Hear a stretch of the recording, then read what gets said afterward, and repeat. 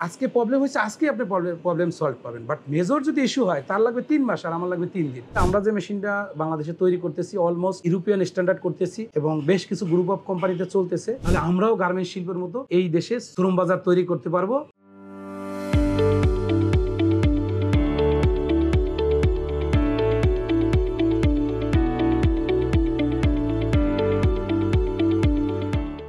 আমাদের দেশি মেশিন এবং বিদেশি মেশিনের ভিতরে পার্থক্যটা কি? আপনি যখন আপনার একটা ইন্ডাস্ট্রি সেটআপ দিবেন, তখন আপনার মেশিনের প্রয়োজন। ফরেন মেশিনের ক্ষেত্রে আপনাকে চিন্তা করতে হবে, এলসি করতে হবে, ডলার অ্যারেঞ্জ রাখতে হবে। দ্বিতীয়ত, একটা মেশিন যখন আপনি এলসি করবেন, এলসি ওপেন করতে গেলে ব্যাংকিং জটিলতা আছে। বাট দেশীয় মেশিনের ক্ষেত্রে কোনো জটিলতা নাই। আমরা 10 থেকে 15 দিনে ডেলিভারি দিতে পারি। যেখানে আপনি ফরেন মেশিন কিনতে গেলে 10 থেকে 15 দিন আপনার এলসি ওপেন করতে হবে। আর তারা ম্যানুফ্যাকচারিং মেশিন লিড টাইম নেবে 45 ডেজ। তারপরে আপনার শিপমেন্টে লাগবে হলো 45 ডেজ।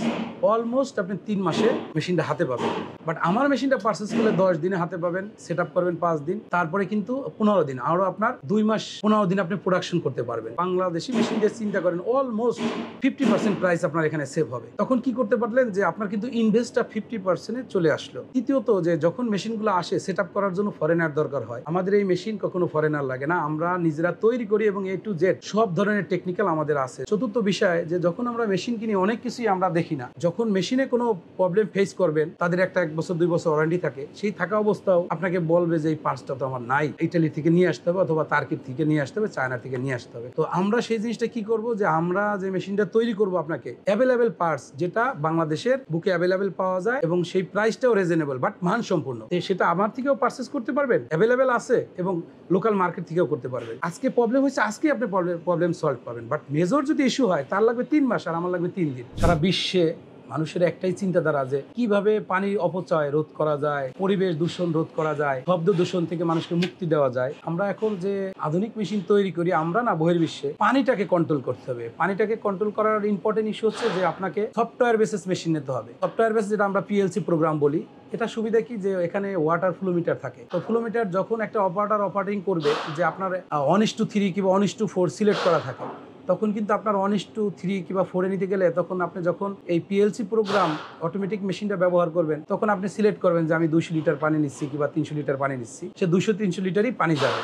আর যখন আপনি ম্যানুয়াল মেশিন ব্যবহার করবেন, তখন কিন্তু সেই 200-300 লিটার সে জানতেছে না যে কত লিটার ঢুকছে, তার আইডিয়া করে নাই। এখানে প্রথমত আপনাকে মেশিনটাকে পিএলসি প্রোগ্রামে নিয়ে আসতে হবে। তৃতীয়ত, যে আরেকটা আছে যে এই পানিটাকে রিউজ করার ব্যবস্থা করতে হবে। সেই ক্ষেত্রে যদি আমরা ইটিবি ব্যবহার করি, ইটিবির যে সিস্টেমটা আছে, কয়েকটা ধাপ আছে, যে একটা পরিবেশ দূষণ মুক্ত করা, আর একটা রিউজের জন্য, সেটা যদি করি, সেখানেও আমাদের অনেক সাশ্রয় হয় এবং পরিবেশের ভালো হবে। ইলেকট্রিসিটির একটা ইস্যু আছে, যেখানে আমরা ভিএফডি ব্যবহার করি কেন, যাতে আপনার ইলেকট্রিসিটিটা হ্রাস পায়। যখন আপনি ভিএফডি ব্যবহার করবেন না, ইলেকট্রিসিটিটা অনেক বেশি আপনার লস হবে। তো সর্বসাকুল্যে আমরা যে মেশিনটা বাংলাদেশে তৈরি করতেছি অলমোস্ট ইউরোপিয়ান স্ট্যান্ডার্ড করতেছি এবং বেশ কিছু গ্রুপ অফ কোম্পানিতে চলতেছে, যেটা 100% কম্পেয়ার করে দেখা যায় যে কিছু কিছু ফরেনের মেশিনের চেয়েও আমরা কিছু জায়গায় ডেভেলপ করছি। যেমন আমাদের যে এখন স্টিম ব্যবহার করি, স্টিম ডায়ার বলি, সেটা যে হিট এক্সচেঞ্জার, এটা কেন আমরা ইকোনোমাইজার সিস্টেম করছি। ওয়ার্ল্ডের যে নামি দামি ব্র্যান্ড আছে ইউরোপে, তাদের একটা মেশিনে steam consumption per hour 280 KG, but আমার একটা মেশিনে সেই সিমিলার মেশিন ক্যাপাসিটি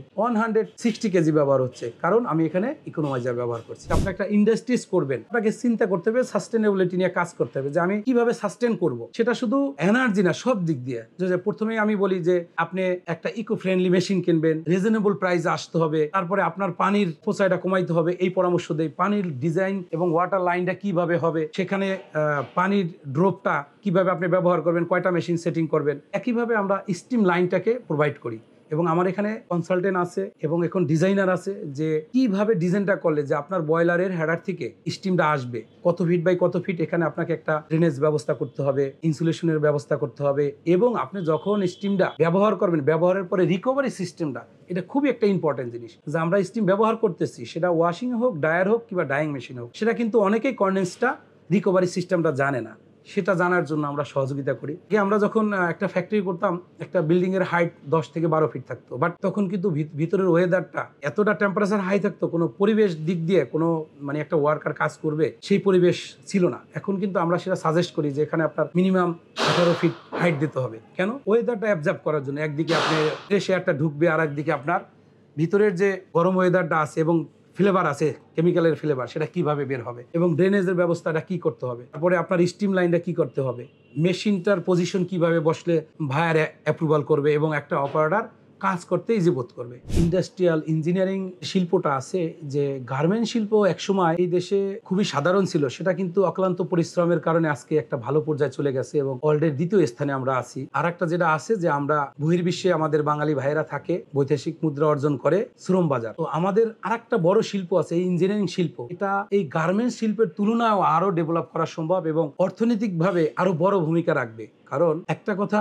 আমাদের সবারই জানা উচিত যে আমরা যে একটা শিল্প প্রতিষ্ঠান তৈরি করি তার মূলে উৎপাদনের ক্ষেত্রে কি প্রয়োজন, আমাদের প্রয়োজন মেশিন। তো সেই মেশিনটা কিনে আমরা একবারও ভাবি না। আমরা যখন একটা ইন্ডাস্ট্রিজ তৈরি করি, আমরা বাজেট করি, কনস্ট্রাকশন বাজেট করি, মেশিনারি বাজেট করি, তারপর রানিং ক্যাপিটাল বাজেট করি। আপনি দেখবেন সেই বাজেটের 70% চলে যায় মেশিন পার্সেজে। তো তাহলে আমরা এইটা নিয়ে কেন ভাবি না যে এই মেশিনগুলো আমার দেশে তৈরি করি। এই দেশের মেশিন তৈরি করার মতো অনেক ভালো মেধাবী ইঞ্জিনিয়ার আছে, ভালো টেকনিশিয়ান আছে, শুধু দরকার সরকারি সহযোগিতা এবং যারা শিল্প প্রতিষ্ঠানের কর্ণধার তাদের একটু আন্তরিকতা। তারা যদি দেশের মেশিনগুলো তারা ব্যবহার করে, উৎসাহ দেয়, আমরা যারা শিল্প উদ্যোক্তা তাদের উৎসাহ দেয়, তাহলে এই শিল্পটা আমি মনে করবো আগামী 10 বছরে গার্মেন্টসের সমতুল্য প্রায় চলে যাবে বৈদেশিক মুদ্রা অর্জনের ক্ষেত্রে। তো এই ক্ষেত্রে শিল্প মন্ত্রণালয়ের বড় ভূমিকা রাখতে হবে, বাণিজ্য মন্ত্রণালয়ের বড় ভূমিকা রাখতে হবে এবং শিল্পপতিদের বড় ভূমিকা রাখতে হবে, যে তাদের মতো গার্মেন্টস শিল্পটাও যেরকম ডেভেলপ হয়েছে তাদের অক্লান্ত পরিশ্রমে, এবং আমরা যদি অক্লান্ত পরিশ্রম করি এবং তাদের সহযোগিতা পাই, তাহলে আমরাও গার্মেন্টস শিল্পের মতো এই দেশে শ্রম বাজার তৈরি করতে পারবো